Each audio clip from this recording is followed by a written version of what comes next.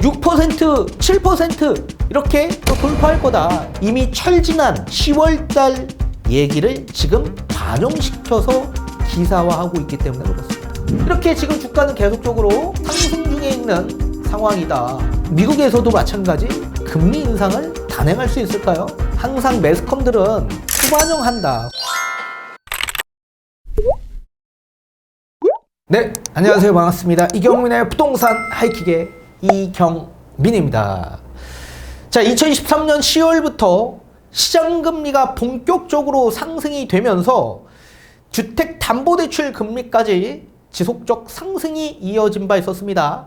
자, 그래서 지금 일각에서는 이 대출금리 상승으로 인해서 결국 2차 집값 하락이 이어질 거다. 그리고 뉴스 매스컴에서도 마찬가지 지금 대출금리 부담으로 인해서 또다시 집값 하락에 대한 자극적인 기사거리들을 송출하고 있는 상황입니다. 자, 그러면 실제로 대출금리가 지금 현재 상승이 되고 있는 과정인지 얼마만큼 상승되고 있고 그리고 금융시장의 동향은 어떤지 살펴보는 시간을 한번 가져보도록 하겠습니다. 자, 지금 보시는 이 뉴스 기사는 제가 스크랩을 해온 기사입니다. 자, 영끌죽 어떡하냐. 가계대출 금리가 연 5%를 돌파했다. 10월달 주택담보대출 금리 또다시 0.21%포인트 올랐고 5개월 연속 상승이 되었다. 유동치는 가계대출 금리 8개월 만에 다시 5%를 돌파했고 두 달째 대출 수신금리 동반 상승, 한미시장금리 동조화 현상이 이어지고 있다. 자, 10월 가계대출 금리 다시 5%대 이자 고통 언제까지? 이자 갚느라 허리 휘겠다. 10월 은행 가계대출 금리가 8개월 만에 5%대 영끌족 어떡하나? 뭐 이런 자극적인 뉴스 기사들을 계속적으로 배포하고 있는 상황입니다. 그럼 여러분들 입장에서 바라봤을 때 자, 이런 기사거리들을 보게 되면 어떤 생각을 할 수밖에 없겠습니까? 당연히 이제는 대출금리가 엄청나게 많이 올라갈 거고 8개월 만에 다시 5%대 올라가고 이자 고통, 영끌족 비명 뭐 이런 기사거리들을 보게 되면 심리가 굉장히 위축될 수밖에 없을 겁니다. 자, 그래서 실제 대출금리 상승으로 인해서 집값이 또다시 폭락할 가능성도 있겠구나. 2022년도로 다시 회귀하는 거 아닐까 이렇게 생각하실 수밖에 없을 겁니다. 과연 그럴까요? 자, 지금 보시는 이 보도 자료는 한국은행의 2023년 10월에 금융기관 가중평균 금리를 나타낸 이 보도 자료를 보실 겁니다. 자, 앞에서 우리가 보신 이 뉴스 기사 10월달 5%대를 돌파했다. 8개월 만에 상승했다. 이런 기사거리들은 여기에서부터 기반해서 작성된 기사입니다. 자, 예금은행 가중평균 금리를 한번 보도록 하겠습니다. 지금 뉴스 기사에서 나타난 이 가계대출 5% 돌파는 신규 취급액 기준 이 가계대출이 2023년 9월 달에 4.9%였던 게 2023년 10월 달에 5.04%로 5%를 돌파했다. 이 얘기를 기사화한 겁니다. 그리고 2022년 12월 달 5%가 넘었었죠. 그리고 나서 상반기 2분기부터 시작해서 떨어졌다가 다시 4분기에 시작해서 5%를 돌파했다. 자, 이 모든 걸 다 제쳐주고 2013년 10월 달 기준의 가계대출 가중평균 금리를 가지고 기사화한 겁니다. 이 가계대출이라는 건 주택담보대출뿐만 아니라 뭐 신용대출, 전세자금대출 모든 대출들이 전부 다 포함되어 있는 평균금리가 5.04%이다. 주택담보대출은 4.56%입니다. 자, 근데 지금 한국은행에서 발표된 거는 2023년 10월달 기준에서 이 금리를 발표한 겁니다. 자, 지금은 11월입니다. 벌써 한 달 전 가중평균금리를 갖고 지금 기사화한 겁니다. 자, 지금 시기는 금리가 어떻게 되어 있을까요? 진짜 대출금리가 폭등을 해서 여러분들의 이자 부담이 굉장히 커질 수밖에 없는 상황으로 계속 가고 있는 걸까요? 자, 2023년 11월은 2023년 10월 달 대비해서 금리가 많이 낮아질 겁니다. 자, 10월 달에 금리가 이렇게 크게 상승된 가장 큰 원인은 미국 10년물 장기 채권 수익률이 16년 만에 5%를 돌파했었기 때문에 그랬었습니다. 자, 10년물 장기 채권 수익률 상승으로 인해서 각국의 시장 금리까지 상승이 돼서 주택담보대출 금리까지 상승을 시켰기 때문에 그렇죠. 자, 그런데 지금 현재 금융채 5년물을 한번 보도록 하겠습니다. 이 5년물은 혼합형 금리와 고정금리를 기반하는 금리라고 보셔야 됩니다. 자, 2023년 10월 26일. 자, 미국의 10년물 장기 채권 수익률이 급격하게 상승됐던 그 시기는 10월달 중순이었습니다. 따라서 2023년 10월 26일, 10월달 말에 이 금융채 5년물이 4.8%까지 상승을 했었습니다. 4.8%. 자, 그런데 지금 현재 2023년 11월 29일 기준에서 요 5년물이 4.132%까지 하락했죠. 엄청난 큰 폭으로 하락했습니다. 거의 0.7%포인트나 하락한 수치다. 자, 그렇다면 지금 우리가 기사에서 본 것처럼 그러면 11월 달에 발표되는 이 가중평균 금리가 10월 달 대비해서 높아질까요? 낮아질 가능성이 매우 클 겁니다. 자, 뒤에 10년물 채권 수익률도 함께 살펴보도록 하겠습니다. 자, 그렇다면 우선 주택담보대출 우리 은행권들 지금 금리가 뭐 지금 기사에서 본 것처럼 5%가 넘었다. 이거는 가계대출 금리였는데 사람들이 생각할 때는 주택담보대출로 생각할 수밖에 없게끔 기사화했죠. 그러면 실제 지금 대출 금리는 몇 퍼센트 정도로 적용되고 있을까요? 자, 우선 카카오뱅크를 한번 보도록 하겠습니다. 자, 인터넷뱅크인 카카오뱅크는 기준금리, 이 변동금리 같은 경우에는 코픽스 6개월물로 산정이 되고 있습니다. 근데 이 코픽스 6개월물, 이 산정이 신규 취급액 기준에서 아마 적용이 될 텐데 이게 15일마다 이제 공시를 하는데 아직까지는 공시하지 않고 있습니다. 12월 16일이 돼야지만 이제 공시가 되는데 아마 11월 16일 날 공시됐던 코픽스 금리보다 훨씬 더 낮아질 가능성이 매우 클 겁니다. 자, 따라서 금리가 급격하게 올라갔던 시점에 이 코픽스 금리가 반영이 되어서 연 3.97%의 기준금리가 책정이 된 거죠. 여기에 가상금리 하단이 연 0.186%가 적용이 되어서 4%가 넘어가져 있는 상황입니다.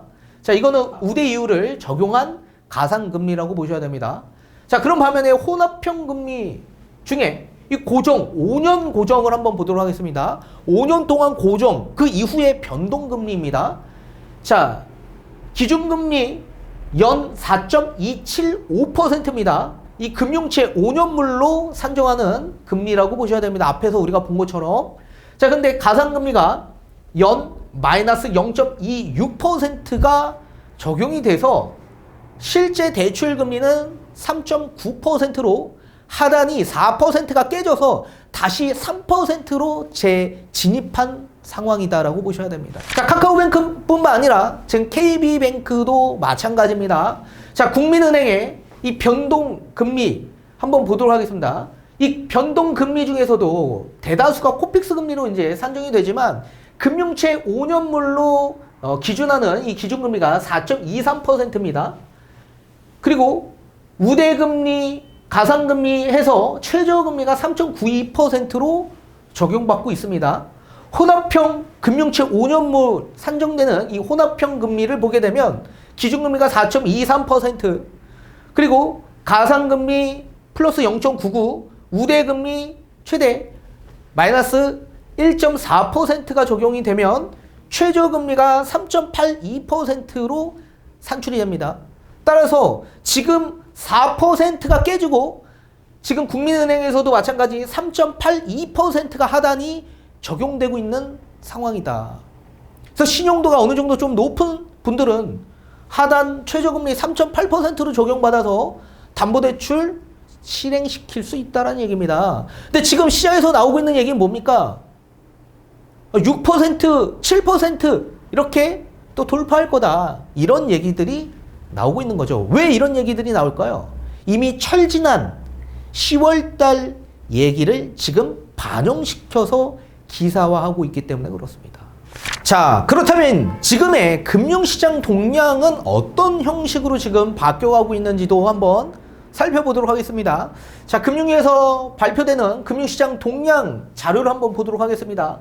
자, 지금 현재 이 주식의 주가는 어떻게 변화되고 있는지를 먼저 살펴봐야만 할 겁니다. 자, 지금 우리나라의 코스피 코스닥 이 지수가 2023년 11월 29일 자, 급격하게 금리가 상승됐던 시기가 10월 말이었습니다. 이 지수가 2278이었는데 지금 지수가 2520, 2500선을 깨는 상황입니다. 코스닥도 마찬가지 10월달 말 736이었는데 이게 822까지 올라갔다. 그래서 지금 10월달 말 대비해서 주가가 높아지고 있다는 걸 보실 수가 있습니다. 그리고 2022년 말 대비해서 봤을 때도 지수가 2236선이었던 게 2520선까지 주가가 상승됐고 그리고 코스닥도 679에서 822 작년 말 대비해서 봤을 때도 높아지고 있는 상황이다. 지금 우리나라 주가만 이렇게 높아지고 있는 걸까요? 그렇진 않죠. 지금 미국의 다우존스, S&P500, 나스닥 전부 다 2023년 10월달 말 대비해서 봤을 때 11월 29일 전부 다 주가가 높아진 상황이다. 그리고 당연히 2022년 말 대비해서 봤을 때도 주가가 높아진 상황이다. 자, 그리고 유로, 영국, 독일 이런 유럽들의 주가를 보게 되면 2021년 말 기준 주가보다 더 높아진 상황입니다. 그리고 일본, 중국, 홍콩, 대만 여러 신흥국들의 주가도 마찬가지 10월달 말 그리고 2022년 말 대비해서 봤을 때 11월 29일 기준 주가가 더 높아진 상황이죠. 아직까지는 2011년 말 주가로 회복되진 못하고 있었지만 회복되고 있는 과정이라고 보셔야 될 것 같습니다. 우리나라도 마찬가지고요. 이렇게 지금 주가는 계속적으로 상승 중에 있는 상황이다. 주가가 상승되고 있는 가장 큰 원인이 뭘까요? 이젠 금리 인상이 멈춰지고 피벗 가능성에 또 여기에 금리 인하 기대감까지 높아지고 있는 상황에 미국 10년물 장기 채권의 수익률 급속도로 상승됐던 가장 큰 원인은 미국 노동시장의 견고함과 물가 상승이 지속적으로 나왔었기 때문에 그랬었죠. 그런데 지금 현재 물가 상승이 계속 둔화되고 있고 노동시장 고용지표는 악화되고 있는 상황이기 때문에 지금 주가에 전부 다 선반영되고 있는 상황이다. 자, 그리고 우리나라의 외국인 유가증권 투자의 유입도를 한번 보도록 하겠습니다. 자, 우리나라의 외국 자본이 순유입이 되고 있는지 유출되고 있는지를 판단하는 기준입니다. 자, 2022년도에는 외국 자본들이 유출이 되었었죠. 약 코스피 같은 경우에는 6조 8천억, 코스닥은 4조 2천억, 총 합계 11조 원이 유출되어 있던 상황입니다. 그런데 2023년 기준에서 봤을 때는 코스피, 코스닥 전부 다 유입되었고 총 합계 8조 4천억 정도가 외국 자본들이 국내 시장에 유입된 상황이다. 자, 그러면 지금 미국과 우리나라의 금리 차가 굉장히 컸죠. 역대 최고치의 2%포인트의 차이가 나고 있는 상황에서 우리나라 기준금리를 또다시 동결할 가능성이 있을까를 봤을 때 외국 자본이 지금 유출되는 게 아니라 오히려 순유입되고 있는 상황입니다. 구태여 지금 경기도 악화되고 있는 이런 상황에서 그리고 금융시장의 불안함, PF 대출에 아직 안정성이 확보되어 있지 않는 이런 과정에서 금리 인상이 나올 수 있을까요? 절대 나올 수가 없습니다. 자, 그리고 23년 10월 달에는 잠시 유출이 되었다가 11월 달에 다시 돌아왔습니다. 외국 자본들이. 그리고 11월 29일 기준에서 총 2204억 정도가 순유입되었다. 그리고 채권의 비중도 한번 보도록 하겠습니다. 자, 상장된 모든 채권의 순매수가 2022년, 2023년에도 전부 다 유입되었다. 또 우리나라의 국채 선물의 순매수 금액도 계속적으로 유입되고 있는 상황이죠. 2023년 기준에서 순매수가 86조 원이 순유입되고 있는 상황이고, 국채 선물만 보더라도 약 1조 5천억 정도가 순유입되고 있는 상황이다. 이런 상황에서 금리 인상은 이제 앞으로 제가 봤을 땐 나오기 어렵다. 금리 동결뿐만 아니라 앞으로는 금리 인하에 대한 기대감이 더 높아질 수밖에 없는 요인이 이런 데서 작용되고 있는 겁니다. 자, 그리고 금리에 대한 부분을 한번 또 살펴보도록 하겠습니다. 자, 그러면 지금 현재 금리는 어떻게 변화되고 있는지. 자, CD, CP 금리, 국고채, 회사채가 있습니다.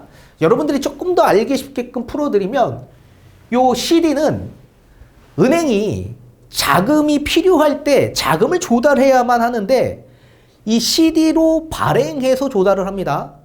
그래서 이 91일 CD 금리로 책정을 하고 있는 상황인데, 뭐 1일도 있고 7일, 또 30일, 90일, 180일 이런 금리가 있는데, 91일을 기준해서 단기로 돈을 빌려주는 겁니다.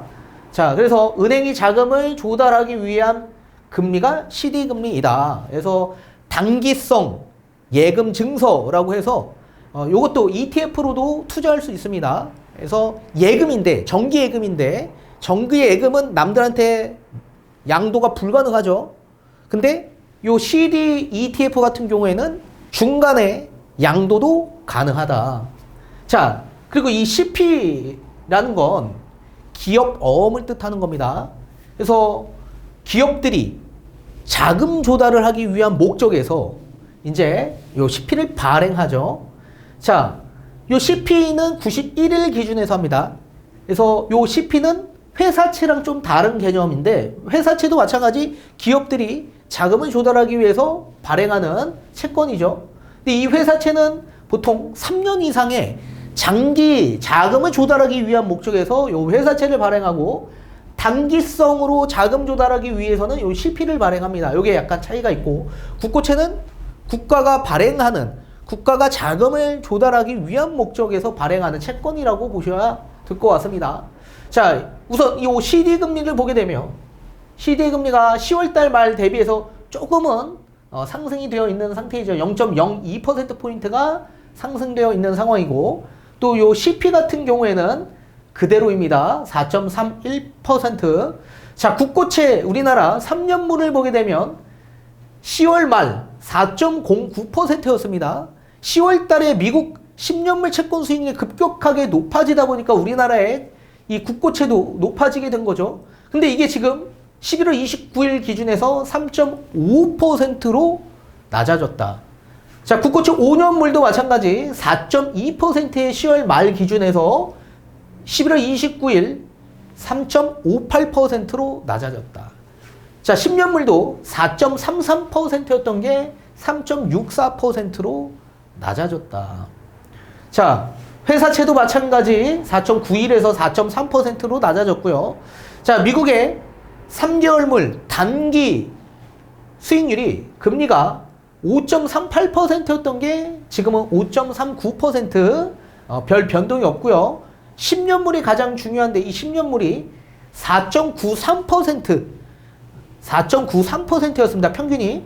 요게 지금 4.32%까지 11월 29일 낮아졌다. 자, 미국 10년물 장기 채권의 금리의 저항선 구간이 4.5%입니다. 4.5%.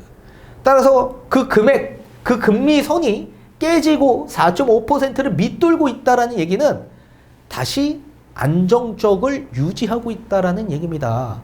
그래서 금리 추이를 봤을 때 4.5%가 깨졌다? 금리가 하락할 가능성이 매우 높은 추세적 방향을 보이고 있다는 걸 보실 수가 있습니다. 또 우리 독일 10년물도 마찬가지 2.8%에서 2.5%, 또 일본도 10년물이 0.95에서 0.67%로 각국에 지금 시장금리가 낮아지고 있다는 걸 보실 수가 있습니다. 이렇게 시장금리가 낮아지면 앞으로 어떻게 될까요? 주택담보대출에 대한 금리도 하락할 수밖에 없다는 얘기입니다. 그리고 환율도 한번 보도록 하겠습니다. 자, 원달러 대비 환율 10월 말 1350원까지 갔습니다. 자, 환율은 1350원이 저항선이고 또 1300원이 저항선이었는데 1350원을 돌파하다가 떨어지기 시작하면서 1350원을 밑돌면서 1300원이 깨지고 1289원으로 1200원대로 다시 재진입한 상황입니다. 자, 다른 나라의 이 환율을 봤을 때도 전부 다 10월달 말 대비해서 11월 29일 기준 다 전부 다 낮아진 수치다. 자, 이렇게 낮아진 얘기는 결국엔 달러가 약세로 전환됐다라고 보셔야 됩니다. 자, 달러 약세가 결국엔 요 금리의 영향까지도 하락시키는 작용을 하고 있다라고 보셔야 됩니다. 자, 그리고 요 CDS 프리미엄도 한번 보도록 하겠습니다. 자, 이 CDS라는 건 뭐냐면 기업이나 국가가 자금을 조달하기 위해서 이 채권을 발행을 하는데 나중에 이 만기가 상환이 되었을 때 채권 불이행이 되거나 또는 디폴트, 파산이 되는 시점이 도달하면 이 채권 발행했던 걸 상환하지 못하지 않습니까? 그래서 그런 부분을 제3의 금융기관이 보험 형식으로 수수료의 일정 부분을 좀 받아서 이런 디폴트가 생겼을 때 대신 상환해주는 그런 파생 상품이 CDS라고 보셔야 됩니다. 그래서 요 CDS 프리미엄은 일명 우리 그 국가 부도 채무에 대한 안정도를 보는 지표라고 보셔야 됩니다. 자, 근데 이 CDS가 높으면 높을수록 그 안정도는 굉장히 위험해진다라고 보셔야 되는데 지금 2022년 말 한국의 CDS는 54.9 평균치가 이렇게 나왔습니다. 최고치가 75bp가 나왔습니다. 75bp. 2022년 10월달 75bp. 그런데 지금 현재 11월 29일 기준 29.8bp로 굉장히 낮아졌고 안정적을 유지하고 있는 상황이다. 10월달 말 42.6bp에서 굉장히 많이 낮아진 수치이죠. 자, 반대로 중국 같은 경우에는 그 낮아진 수치가 굉장히 적습니다. 그래서 아직도 조금의 위험도가 있는 상황이다. 일본은 많이 낮아진 상황이다. 안정적을 유지하고 있다. 이렇게 보셔야 될 것 같습니다. 자, 따라서 우리나라의 국가 채무에 대한 부분의 그 안정도는 계속 유지 중에 있다. 그렇게 보시면 좋을 것 같습니다. 자, 그리고 원유 가격을 보게 되면 배럴당 지금 WTI, 두바이유, 브렌트유 같은 경우에도 2022년 말 대비해서 봤을 땐 약간은 조금 낮아진 수치죠. 원유 가격을 봤을 때 낮아진 수치죠. 자, 10월달 말 대비해서는 굉장히 많이 낮아진 수치입니다. 특히나 지금 WTI 기준에서 봤을 때 76달러까지 완전히 떨어진 상태입니다. 굉장히 지금 원유 가격이 떨어져 있는 상태이다. 이렇게 원유 가격이 하락되어 있는데 물가 상승을 자극시키는 요인이 지금 이렇게 하락했다? 그러면 미국에서도 마찬가지 금리 인상을 단행할 수 있을까요? 저는 어렵다라고 봅니다. 따라서 지금 뭐 70달러 수준까지 원유 가격이 떨어진다면 원유 가격은 지금 엄청나게 폭락하고 있다라고 보셔야 됩니다. 따라서 지금 앞으로 추세적 방향을 봤을 때도 금융시장 동향을 봤을 때도 앞으로 금리는 더 낮아질 수도 있는 상황으로 갈 수 있다. 주택담보대출에 대한 금리도 잠시 일시적 반등으로 상승은 했지만 이제 다시 안정화가 되면서 하락할 가능성이 매우 클 거다라는 얘기입니다. 자, 이런 상황에서 지금 금융위에서 주택 주택담보대출에 대한 중도상환 수수료의 이 제도 개선을 하고 경감 방안 발표를 했습니다. 그래서 한 달간 12월 달 한 달간 주택담보대출의 중도상환 수수료를 면제해주는 그런 발표가 이번에 나왔습니다. 자, 그동안에 이 중도상환 수수료의 합리성과 투명성을 제고해 나가도록 개선을 개선해서 소비자 부담을 좀 더 합리적으로 바꾸겠다. 또한 저신용자, 취약계층 부담 완화와 함께 가계대출 안정화 등을 위한 은행권의 이 한시적 면제 조치 등을 통해 소비자 부담을 경감시켜 주겠다라는 내용입니다. 자, 우선적으로 중도상환 수수료 앞으로 어떻게 개선을 할 거냐 이 내용인데 가이드라인을 일단 마련을 좀 하겠다라는 내용입니다. 자, 변동금리와 단기대출 상품의 실제 발생 비용 그 이외의 이자 비용을 반영하는 걸 좀 제한하겠다. 그래서 이 중도상환 수수료의 금리를 좀 낮추겠다라는 내용입니다. 대면, 비대면, 가입 채널 간 실제 모집 비용 차이 등을 좀 반영시켜 주겠다. 같은 은행 내 동일 유사 상품으로 변동금리를 고정금리로 대환할 경우 대출 실행 비용 등이 사실상 발생하지 않는 부분 등이 반영돼서 중도상환 수수료를 낮춰주겠다. 금리를. 그런 얘기입니다.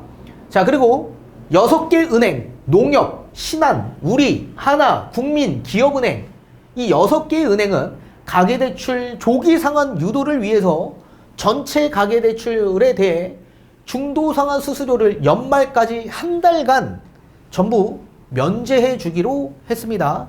그래서 차주가 본인 자금으로 해당 금액을 전부 다 상환을 했을 경우, 그래서 자금이 생겨서 대출 3억을 받았는데 만약에 대출 3억을 전액 내가 상환을 하게 될 경우에 중도상환 수수료를 면제해 주겠다. 또는 동일 은행에 다른 상품으로 전환하고자 하는 경우 중도상환 수수료를 전액 감면해 주겠다.